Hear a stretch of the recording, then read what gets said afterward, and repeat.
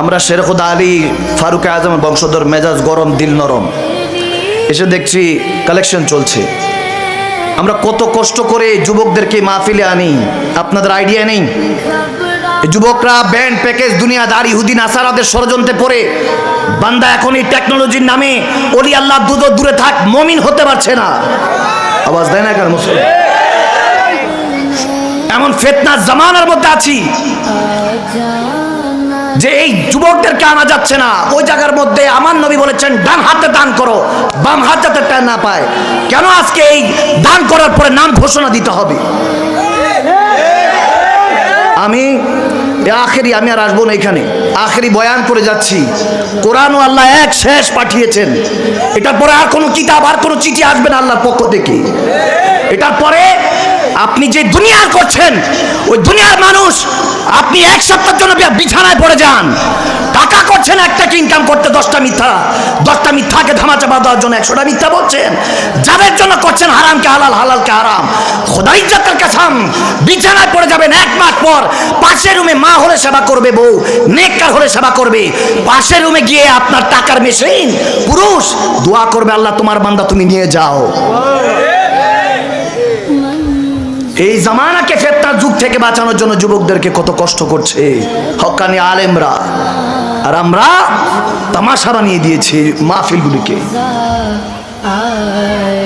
কত কষ্ট করে আল্লাহ রাসূলের দ্বীনকে, আল্লাহর ওলিরা দ্বীনকে কায়েম করেছেন। এটা আপনি আমি কি বুঝবো? এই কিতাব, এটার মধ্যে কোনো সন্দেহ নাই। আপনি বুঝেন না, আপনার কিসমত খারাপ, আমরা মানি। আওয়াজ দেন না কেন? আপনারা কি এখানে কি আমার নবীর আশিকরা নাই নাকি এখানে? আওয়াজ দিয়ে বলেন, হাত তোলা আল্লাহকে বলেন কি এই দুনিয়ার মধ্যে কি আল্লাহর ইসলাম, আমার রাসূল ইসলাম কায়েম হবে কি? বলেন না কি? আপনারা কি রাজি নাই? রাজি নাই? স্টেজ উঠে দেখেন না এখন এক আলেম আরেক আলেমের সমালোচনা? দেখেন না ফিতনা? আগে হুজুরদের থেকে দোয়া নিতে যেতাম, এখন ঘরে বসে বলে আল্লাহ হুজুরদেরকে মিলায় দাও। ওই জামানায় আসছি আমরা। আওয়াজ দিচ্ছেন না কেন আপনারা? বুঝলেন না? রাগ করবেন না। আল হক্কু মরুন, আল হক্কু মরুন। আবেদ সালমাদানি বলতেন, আমার দয়াল নবীর হাদিস, হক কথা তিতা, ভালো না লাগলে উঠে চলে যান, আই ডোন্ট কেয়ার। মুমিন যারা, তারা বলবে হুজুর এটাই দরকার ছিল। আওয়াজ দেয় না? ঠিক কিনা যুবক? আমার যুবক ভাই বাবারা আসুনি তোমরা? আওয়াজ দেয় না? আছো? আছো? ডাকলে ময়দানে পাওয়া যাবে? হ্যাঁ পাওয়া যাবে। ময়দানে যখন ডাক দিব, তখন যাওয়ার সময় প্রথম বউ থাকলে বউ আটকাবো, কই যাও? যুদ্ধে যেতে। কি এর এত যুদ্ধ? 71, 24, এত যুদ্ধ কিসের? আমি যদি বলি দাজ্জাল চলে আসলে, দাজ্জাল চলে আসছে, কানা দাজ্জাল। মাহদী আলাইহিস সালামের 40 জন ফৌজ বাহিনী নিয়ে ইমাম মাহদী এসেছেন, চলো তাড়াতাড়ি যুদ্ধ করতে হবে। এখন আমাদের ইমানের অবস্থা, বউ থাকলে বউ আটকাবে, নয়তো মা বাবা আটকাবে। আওয়াজ দেয় না কেন মুসলমান? ইমানের তলোয়ার ধার দিতে হবে মুসলমান। এখানে সবাই বাবা আদমের সন্তান, মানে নবীদের শাহজাদারা সবাই। আওয়াজ দেয় না কেন? আমি মুস্তাফা করিমের শাহজাদা হতে পারি, গোলাম, কিন্তু আপনারা তো বাবা আদম সন্তান। আমরা সবাই তো আদম সন্তান, নবীর সাহেবজাদা আমরা এখানে সবাই। কি বুঝেন? নবীর সাহেবজাদা হয়ে এভাবে চলবেন? এখানে কেন এরকম মানুষ এত কম হবে কেন? ডিজে পার্টি হলে তো মানুষের অভাব হইতো না।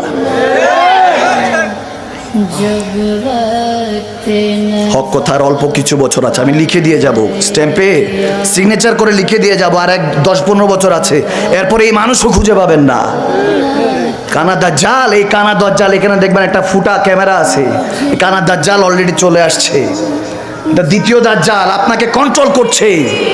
ভালো মন্দ সব কিছুরই আছে, আমি খারাপ বলছি না।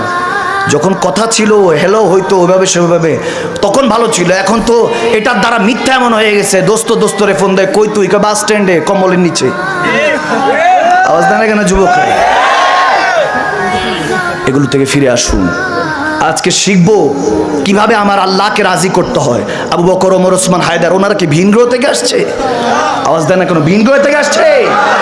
ওনারা আল্লাহকে, রসুলকে রাজি করতে পারলে আমাদের সমস্যা কিটা? আমাদের কিসের সমস্যা? কোথায়? আমরা কি জান্নাতের সার্টিফিকেট নিয়ে ঘুরছি? হেদায়েতের কথা। আল্লাহর কথা, আমার রসুলুল্লাহর কথা, কোনো টু শব্দ হবে না। আজকে শুধু ইমাম ইমামতি করবে, মুসল্লি নামাজ আদায় করবে, ঠিক না? যতন বন্ধু সালাম না ফিরাচ্ছি আর কোনো কথা বলা যাবে না। আল্লাহ আমাদেরকে বুঝার তৌফিক দান করুন। আমিন বলেন, আমিন বলেন।